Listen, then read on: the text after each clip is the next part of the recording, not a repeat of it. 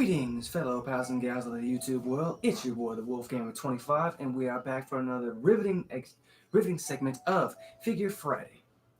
So, I do hope that you guys had a amazing, beautiful day. For everyone out there who is still under quarantine, or even if you're dealing with it in certain ways, I do hope that you are staying safe. And remember to follow those rules that are set out there, guys. You know, as I said in my last video, make sure to keep your hands washed. Grab some sanitization wipes or a little hand sanitizer if you can, just so that this way able to protect yourself and everybody out there. Okay, so please, if you haven't already, please do your boy a favor. Go grab something to eat, something to drink, or even if you want to grab a snack or two, please help yourself. And don't need to worry about me. I've already eaten, and it was delicious. You know, I won't say what I ate because I don't want to bore you guys with that. But please go ahead and go do that, and I'll be right here waiting whenever you're ready. It actually gives me a chance to reply to some of these messages. You gotta be kidding me.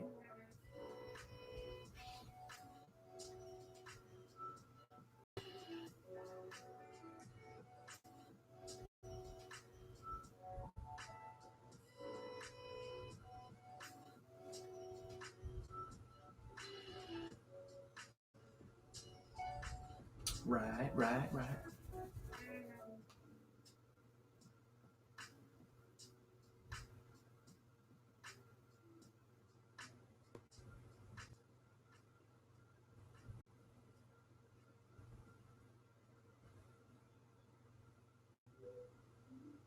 Also, I do hope, as I said once again, I do hope that you guys kicked ass today. For those of you guys who are still working, I do hope that you had an awesome work day.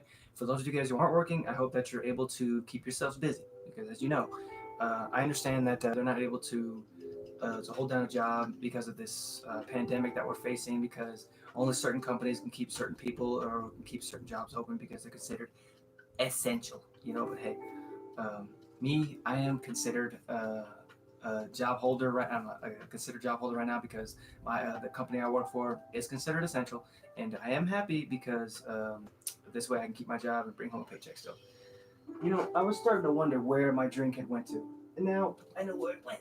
Right, freaking behind me, little Houdini.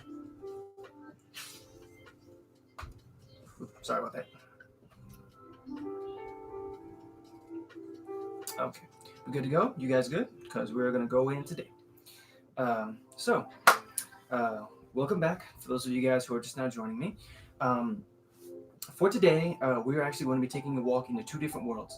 But before we start, I would like to personally give a special shout out because earlier today I found out that I had two new subscribers who joined in the Wolf Pack, and I would very much like to shout out to those two guys. You are awesome. I appreciate you, and you are what fuels this channel to help keep it going. Now, also another small little detail with the fact that the essentials and everything that only need to be taken care of, like necessities and all that, I have noticed that certain delivery companies, you know, that I order from are not necessarily going to be delivering a lot more because they're only delivering, as I said, the necessities. But in doing so, I'm actually gonna have to limit content because that way I will be able to keep giving you guys as fresh as content as possible. But it's just it might have to be a little smaller, but I'm still gonna deliver as much as I can, keep you all entertained, and I do appreciate you guys' patience, and I do hope that you all stay safe out there. But back to the subject at hand, huh? I'm gonna run it back. As I said, today we will be taking a walk into two different worlds. Which, of course, you can probably guess one of the worlds we're going to be taking a walk in today, which, of course, is the world of the Power Rangers. But also, we're going to be taking a step into the world of anime. And there's also going to be a small announcement at the end of the stream, so please make sure you sit tight and be ready for that. So, I figure that for the first step, we can go ahead and get into the world. Wait a minute. Forgetting the most important fact here. Before we do any of this, I invite you, please sit back, relax, kick your feet up, put those hands behind your head. I mean that in the most relaxing way possible. Kick your feet up, take a breath of relief. Because as you know, it's just you, me, and the merchandise of tonight. So, back to what I was saying. We are going to be going into the world of anime today. And we're going to be introducing a new Funko and a new figure today that I was able to procure just before lockdown had happened. Now, I say lockdown because most of the businesses that I find such things through have actually stopped business today because they're not considered essential. But hey, I'm still happy that I found it, and I'm going to share it with you guys today. So, as we delve into the world of anime, I want to take you guys into a certain anime that I had watched um, a few years back. I've still yet to finish it because my dumb self got sidetracked in watching other animes. But this is definitely one that I'm going to finish because I love the character development. I love it's no short of action. It's got plenty of special effects, but it's one of those that's kind of a low res anime because. Of the way it looks, however, if you will. But that's not to say it's not one of the good ones because I really think it is. I love the characters that are in there, and this particular individual is one of my favorites, mainly because of who she is and her character. Now, I'm going to let you guys know who she is, where she comes from, and what makes her one of my favorite characters. So, hailing from the world anime, if you will, of Neon Genesis Evangelion, this particular individual, she is designated as what's called a second child of the Evangelion project. And she's actually the pilot of what's called the Evangelion units, or EVA units for short. She's the pilot of the EVA unit number 2. Now, most people know her for her trademark suit and her trademark red hair, but other people know her by her first name, Asuka, the pilot of the EVA Unit 2. Now, there are other characters in the world of Neon Genesis, and Asuka is one of them that I like, but there's also another one that I'm searching for. I'm gonna find her, whether it be from someone that I order out there or from a source that I get like offline or online. I'm sorry, my apologies. But why don't we get into the good stuff here? Now, little info about Miss Asuka here. Born to two different families. She was born to an American father, but here's an interesting fact: actually, a German mother. Excuse me, sorry about that. And some cool info about her is that she is a child prodigy. Right, that's right. She earned her degree at an early age of 15, 16, I believe, and she also speaks fluent Japanese. However, for Miss Asuka here, it's actually a challenge for her to actually, she actually write it and read it at the same time. Now, I don't really know why so much it is hard for her because I think she speaks it fluently and very, very good. But at an early age, Miss Asuka here, she had actually received training to become a pilot and to go into the Evangelion program.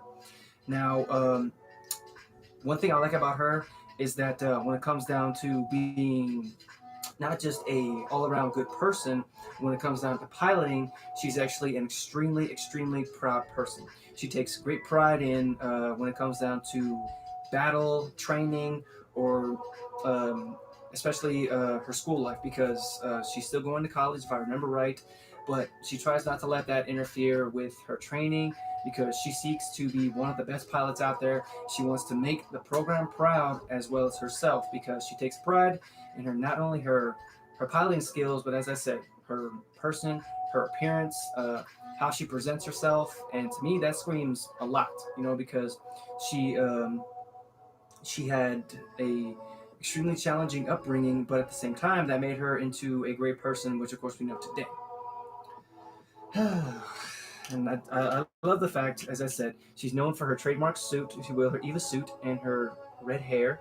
Let's see if my camera will actually help. Yeah, there we go. There we go. Oh no, focus. There we go. There she is, folks. Asuka of the Eva Unit 2. course, you just keep your hands to the sides, acting all sassy. Don't act sassy towards me, ma'am. You're going up on the shelf along with the rest of the team, which I'm very happy to have you on the team. Thank you very much. Okay, let me just move trash over here. Sorry. Okay.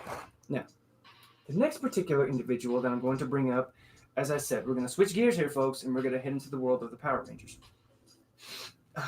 This particular individual that I'm going to bring up is part of the new Lightning collection of the Ranger figures that is coming out. I like this one because he actually follows the. He was actually introduced in the first season of the Mighty Morphin Power Rangers, and due to unforeseen circumstances, the leader of the original Rangers actually had to part ways, and in doing so, he had to pass down the mantle of leader to this gentleman here. But he was later introduced in another series, which of course we're going to talk about now. The series, of course, was the second series, of course, not Mighty Morphin Power Rangers. However, comes with a little bit more of a catchier tone, if you will. And it's just, I love the fact that they included this costume and the fact that they included another accessory, which I'll show you guys right now. Now, this particular individual, he hails from a small town of Stone Canyon. However, he did move into the city of Angel Grove, in which, of course, he met up with the original team of the Mighty Morphin Power Rangers. Most people know him as Rocky DeSantos. However, he takes another name, which, of course, Zeo Ranger 3, the Blue Ranger. Now, as I said, this guy here, he took up the mantle of leader after the original leader from the Mighty Morphin Power Rangers, Jason. Now, the reason was, of course, that the mantle had to be passed was because Jason was actually leaving for Switzerland to handle a peace treaty or peace conference.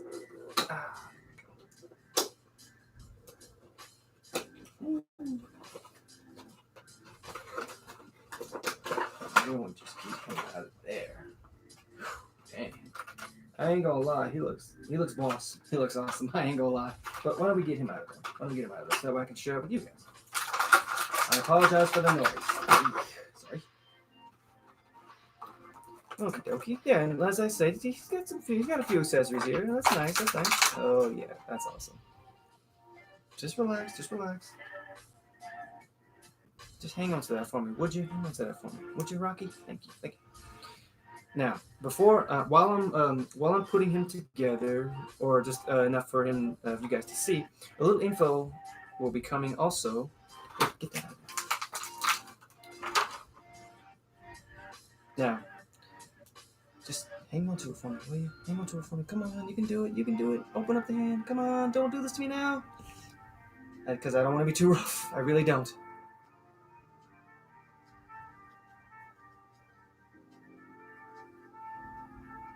There we go. Perfect. Here he is, folks. The Blue Zeo Ranger. Zeo Ranger 3. The Blue. Also known as Rocky DeSantos.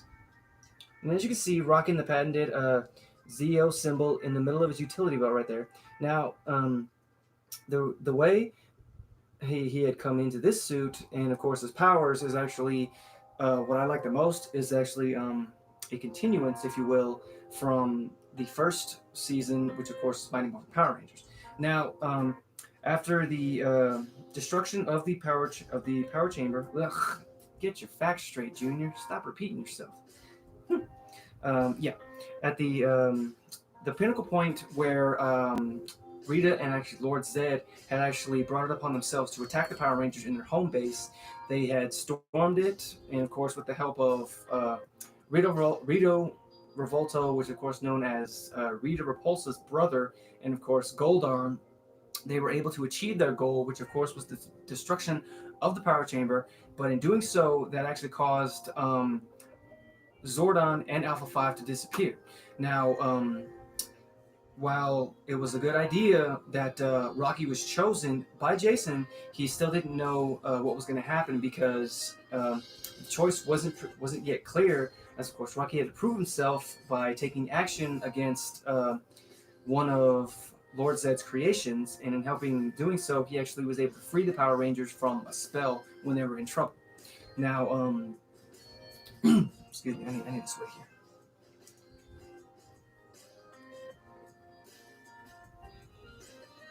Ugh, excuse me. Sorry about that.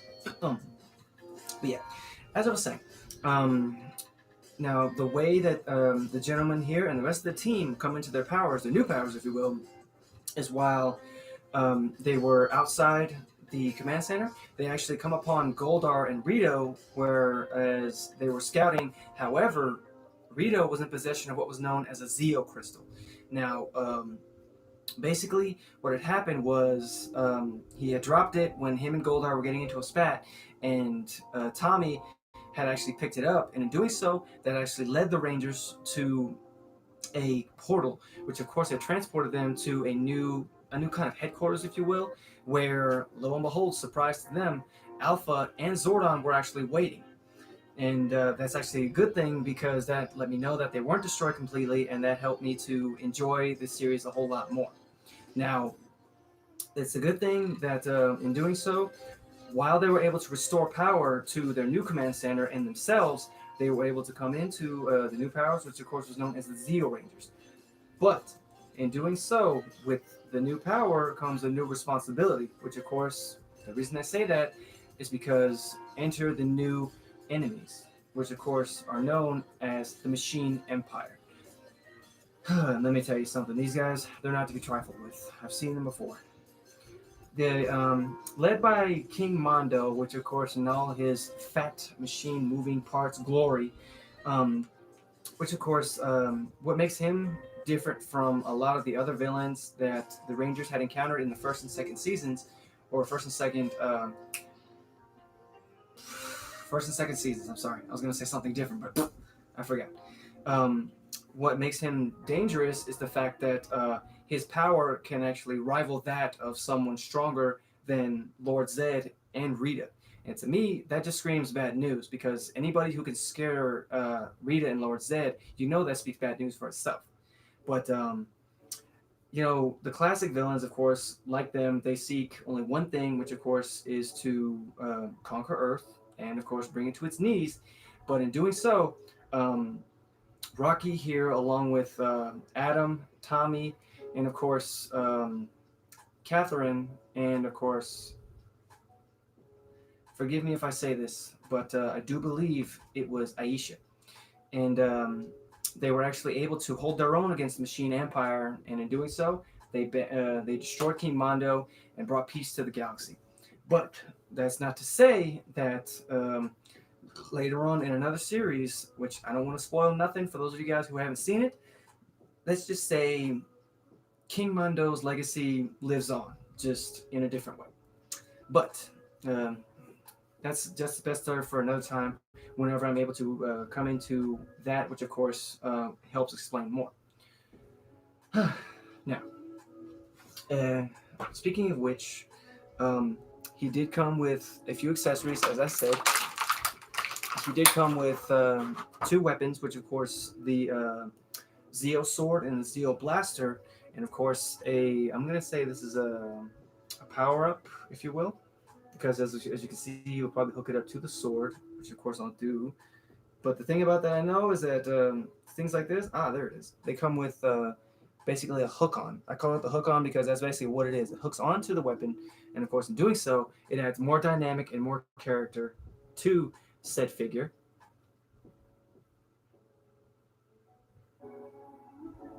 Come on, focus for me, camera. Maybe if I stop shaking, heck. There we go. Yes, as you can see, it adds more dynamic to the character, and it basically makes his weapon look more dangerous. But this was it was a great series because to me, it showed character and it showed the fact that even though the Rangers were basically outnumbered and outgunned and outmanned, they still stood up for what they believed in, and they still brought down one of their most heaviest hitting crews or enemies, if you will, also known as the Machine Empire.